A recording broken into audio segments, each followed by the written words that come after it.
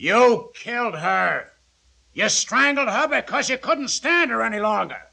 We have one witness who heard her scream and two witnesses who saw you drag a trunk out and bury it. We'll find that trunk and we'll find her in it.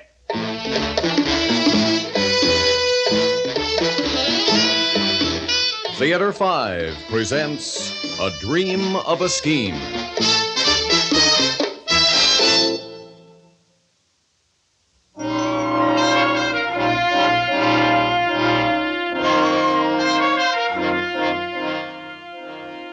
Johnson, get the men busy with the jackhammer. Okay, Sergeant. How much do you want them to dig up? The whole cellar, if necessary. Right. Okay, men. Get set up over there in the corner. Yeah, that looks like a good spot. You, Mr. Warren. You and me will go upstairs and talk some more. We certainly will, Sergeant. I have plenty to say to you. Then lead the way.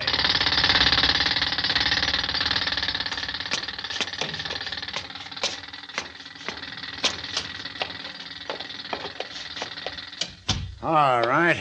Now we can talk, Mr. Warren. Indeed we can, Sergeant Littler. And let me say, I protest for the third time. I protest in the strongest possible terms what you are doing. It just so happens I have a search warrant. You showed it to me. That does not justify your digging up my gardens, making trenches in my lawns, ruining shrubs that I have spent years cultivating. I insist that when you have finished this nonsense, you put everything back exactly as it was to the last blade of grass. We'll do just that little thing as soon as we find your wife's body. My what? Sergeant, you have an obsession. You will never find my wife's body, no matter how much you dig up my premises. Oh, now why don't we stop beating around the bush? Tell us where she is and we can spare your gardens. Stop digging up the bushes, and that will spare my gardens. All right, never mind the clever comebacks. It's a known fact that you and your wife fought a lot, Mr. Warren, right? Yes, I suppose so. Recently, her temper has become unendurable. I suppose our neighbors told you they heard her raised voice night after night, shrieking at me. They certainly did. Especially the Trebers next door. The Trebers? Those long-eared snoops. My dear Sergeant, they quarrel so much themselves they could hardly have heard me and my wife. Well, they did. All right. We quarreled. Though I am a man of the most peaceful disposition. I like nothing better than a pipe and a game of chess. But Wilma would have irritated an angel. And now she's gone. Evaporated into thin air. That's very convenient, isn't it? Now you can have all the peace and the quiet you want. I have already told you, Sergeant, after an especially bitter quarrel last night, she left me. Packed a bag, told me she had saved $3,000 from the household money, and was going far, far away. I would never hear from her again, she said, as I wasn't worth giving a second thought to. What time was this? Oh, about 8 p.m. 8 p.m., huh? Then how did Mr. Treber next door happen to hear her scream at midnight? Why, that blasted gossip. Does he say he heard Wilma scream last midnight? He swears it under oath. Well, he's thinking of the night before last. Wilma had a little habit of screaming at me just as I was dozing off, just to see me jump. Uh-huh. Well, he says he heard her scream. He went to the window. He saw you and your wife silhouetted against the living room curtains.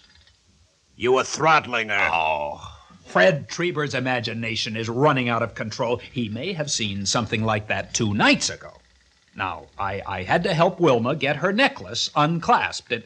It might have looked, to a pop-eyed gossip like Fred Treber, as if I was strangling her. Oh, boy, you certainly have a lot of slick answers. The truth is always the best answer. All right, then answer this one. How does it happen that at 1 o'clock this morning, 1 hour after Mr. Treber saw you choke your wife, both the Trebers saw you drag a trunk out the back door, around to the side of the house, and then heard you digging? They claim that? That's why we have the warrant. That's why we're digging up your place. When a man's wife screams, when he's seen choking her, when he's then seen burying something, and she can't be found, brother, we know we have a murder on our hands. Sergeant, I stand upon my rights as a citizen and a taxpayer. If you prefer to believe loose-tongued gossips like the Trebers rather than me, well, that's up to you. All right, now listen to me, Mr. Warren. The evidence proves to me that you killed your wife. We know that your car hasn't been moved since you had it greased and oiled Friday night. So we know you didn't take the body anywhere by car. Very brilliant deduction, worthy of Sherlock Holmes. I suppose you checked the mileage on the car with the mileage written on the sticker at the gas station where they greased and oiled it Friday night. We did just that little thing. 0.2 of a mile from the gas station to here. That's the only difference your meter shows. Besides, since the Trebers spent so much time watching me, they would have seen me drive away. They would have, but you didn't go. Instead, you spent an hour digging. They say that at 2 o'clock you reappeared with a shovel and a pick, and you took them inside the house. We found them in the cellar, carefully cleaned. I merely like to take good care of tools. Oh, this is all Fred Trieber's imagination. He's heard her scream at me so often, he automatically thought he heard her last night. Frankly, Fred is a very muddle-headed man. He can't even play a decent game of chess. He tells a straight story, and I believe him. Oh, I imagine if his wife Rhoda would do him a good turn and leave him as Wilma left me, he might straighten up. Basically, he's not a bad chap. But next to my Wilma, his wife is the prize harpy in town. Don't try to change the subject. You have a $10,000 life insurance policy on your wife, right? Yes, and I do not intend to try to cash it. After all, she just walked away and left me. Oh, you're smart. You're really smart. But we're going to get you. Now, obviously, this killing was done in the heat of passion. You didn't have any plans ready for getting rid of your wife. So her body has to be on the premises somewhere. Well, there's a nice vacant lot about 3 blocks away. Suppose I carried her over there and interred her quietly with no ceremony. No. I can't see you carrying a dead woman 3 blocks. This town has too many people around, even at night. You couldn't risk it even if you had the nerve. You buried her right here on your own grounds where you could pick the spot and keep your eye on it. Well, it's certainly nice to know what I did. It saves straining my memory. Amateurs like you, when they kill their wives, they don't... Sergeant, don't wives ever kill husbands? Or have you a prejudice against husbands? When one kills the other, he or she generally buries the dead partner right on the premises. That's a matter of statistics. And consequently, my grounds now look as if someone has been hunting for buried treasure. Some of the trenches outside are 4 feet deep. Now, we'll go to 6 feet if we have to. If you think you can get away with a thing like this... Excuse me, Sergeant. What is it, Johnson? Well, we didn't seem to be getting any place in the cellar, and I had an idea. All right, an idea. Come on, spill Well, it. we examined the car, but we didn't take it out of the garage. And that garage has a dirt floor. A dirt floor. Well, what are you waiting for? Come on. We'll push that car out and get that garage floor dug up. Sergeant, wait! I protest! Sergeant! He's gone. A hyperthyroid type, if I ever saw one. He should be careful. Someday he'll have a heart attack. Yes, who is it? It's me, Fred Trieber. Just a moment. Hello, Charlie. I don't suppose you feel much like talking to me, do you? I certainly don't. After all, it's you who started all this, you and your wild Oh, stories. no, please don't be angry, Charlie. It was really Rhoda who called the police this morning when you said your wife was, well, gone.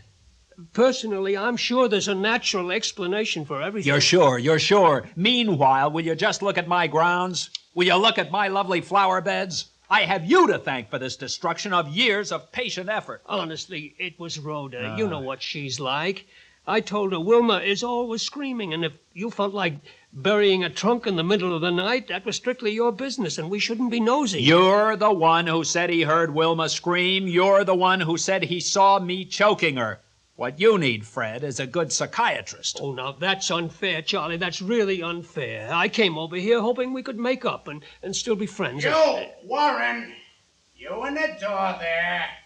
Kindly step around here, my friend. You're speaking to me, Sergeant? Nobody else. So you thought you could fool us, eh? Well, we found it.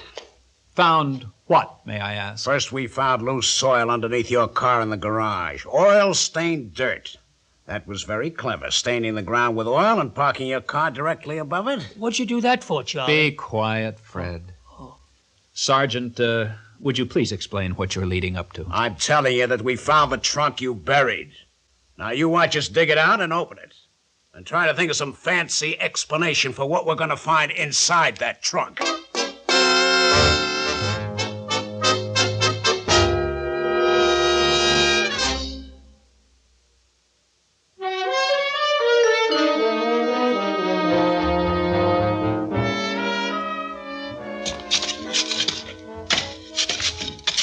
Oh, come on, loosen that end a little more. That's it. All right, Johnson. You and Briggs lift her out by the handles. Okay, Sarge, we're getting it. Come on, Briggs. Heave. Charlie, why on earth did you drag that trunk out and bury it here in your garage last night? For reasons I considered good and proper. And a good neighbor would have kept his mouth shut. Oh, I wish you'd believe me it was all Rhoda's fault. I don't care what you bury. There you are, Sarge. There's a trunk. Well, Mr. Warren, what have you got to say now? Simply that I consider this whole affair an outrage. If I want to bury a worn-out old trunk, that is my privilege. But it isn't your privilege to put your wife into it first. Okay, Johnson, get it open. I protest. That is my private property you're going to damage. Johnson, put the point of the pick under the lid. Okay, Sarge. Here she goes. She's open, Sarge. Well, go ahead. Lift the lid. Oh, really, Charlie, I know your wife was making your life miserable, but wasn't this a little drastic? Oh, shut up. There. See? Nothing in it, Sarge. You imbecile, lift out the top tray. She's naturally underneath it. Okay. Uh-oh, look at this. Oh, my goodness, Charlie, so that's what you did. Now I understand. Dolls. A dozen dolls and a great big teddy bear. Oh, no. She's got to be underneath them. Dump them out. Make sure. You couldn't bear to keep them around. Isn't that it, Charlie? Please, Fred, shut up. Nothing, Sarge. Absolutely nothing. Just 12 fancy dolls and a big teddy bear. That's what he buried in this trunk. All right, Mr. Warren. Now, just why did you bury a trunk full of dolls and a teddy bear in your garage at 1 in the morning, huh? Well, I should think it would be obvious. You see, after she walked out on him, he couldn't bear having them around anymore. We're forbidden to incinerate things in this city, so he buried them to get them out of sight. Isn't that it, Charlie? Fred, I can speak for myself. However, Sergeant, it happens to be true. See, Wilma never had children. Instead, she lavished sickening affection on these dolls. She talked to them. She told them what a worm I was, and she pretended they sympathized with her. Well, after she left me, I had to get rid of them to be rid of her. That's all there is to it. Mm-hmm. You're lying. You gotta be. And yet I can't prove it. I just can't prove it. Hey, Sergeant, I got an idea. What is it, Johnson? Well, now look, suppose he buried the trunk for a decoy. A decoy? Yeah, suppose there's something else deep down under it. Now, we were supposed to find the trunk, and then we were supposed to stop digging. Johnson, you got it. Dig some more. 6 feet, 8 feet if you have to. Okay, Sarge. And you, Briggs, you and the other men dig up those other flower beds. She could be under them. Sergeant, I forbid it! And dig deep! Charlie, as long as your dahlias are being dug up anyway, would you care to trade a few of your Gordon Pinks for some of my Amber Goliaths? Fred Trieber, never speak to me again. We have played our last game of chess together. Please don't say that. I love our chess game. They are finished. Our friendship is finished. Now I am going in the house. I refuse to watch the sergeant and his men commit vandalism on my helpless flowers.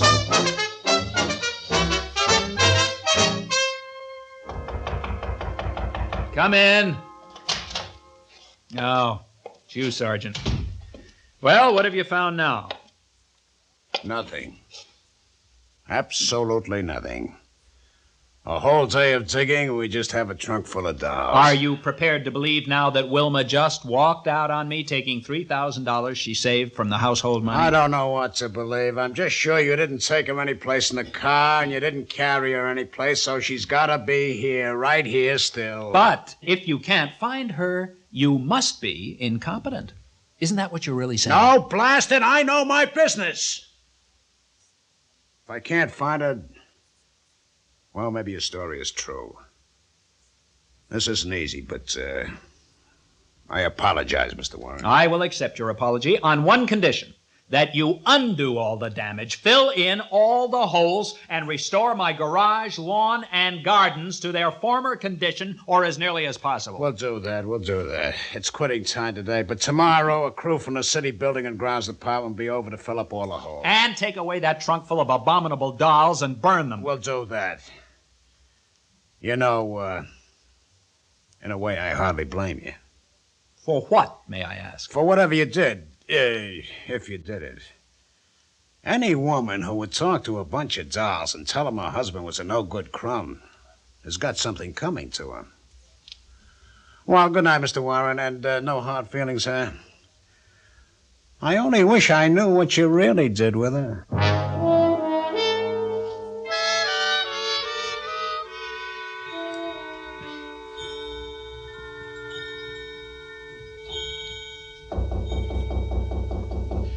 Just a minute. Oh, it's you again, Fred. Yes, I waited till Rhoda was sound asleep. You're sure she won't wake up? She took one of her sleeping pills, and it's a nice dark night. Sort of foggy. Well, in that case, we might as well get it over with.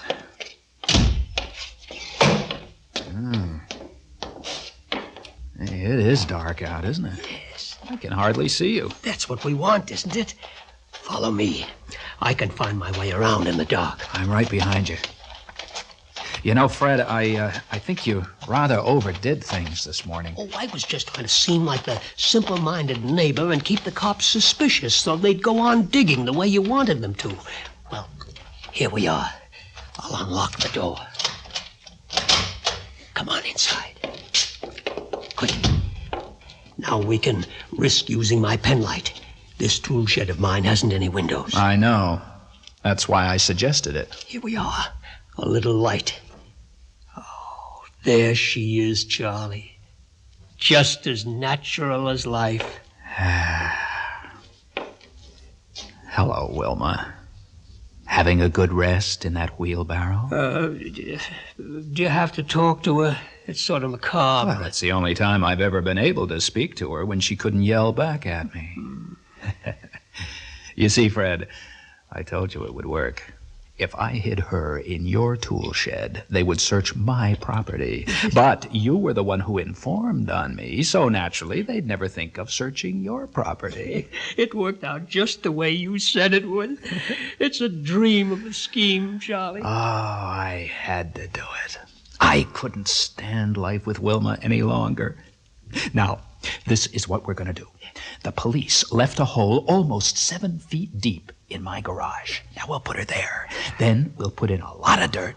Tomorrow, the building and grounds crew will just find a hole and finish filling it for me.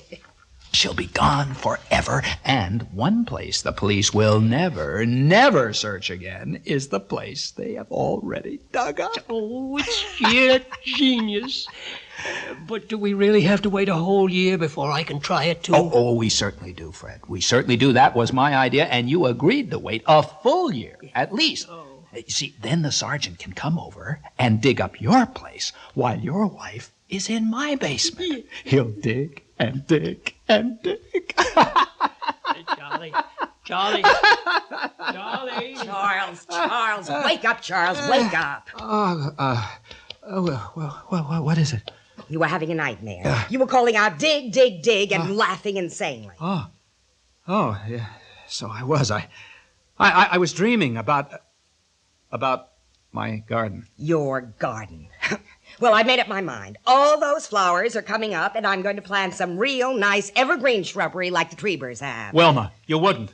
I certainly would. I'm sick of the time and money you spend on those silly flowers. And you better get up if you don't want to be late for work again.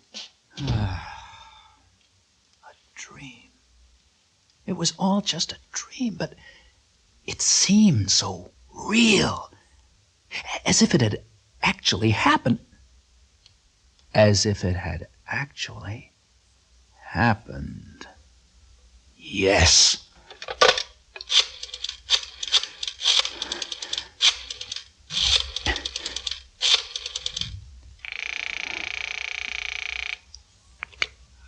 Hello? Fred, this is Charlie. Charlie? This time of the morning? What is it? Fred, I have to talk to you. Privately. Meet me for lunch. I've just had an idea. A scheme. You could even call it a dream of a scheme.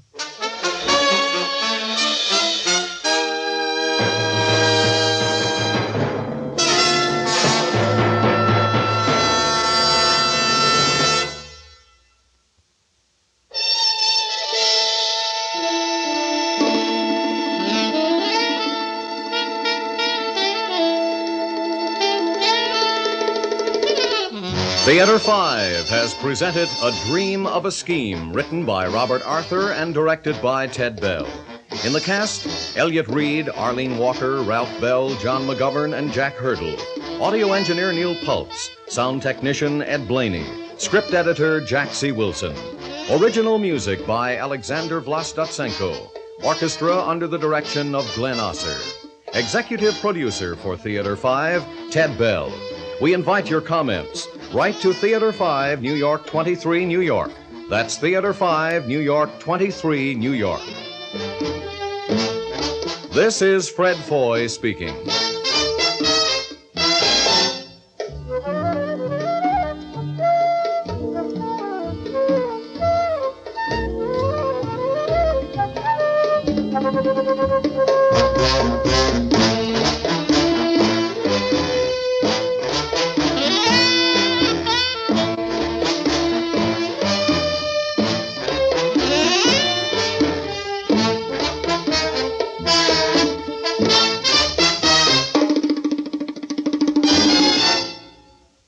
This has been an ABC Radio Network production.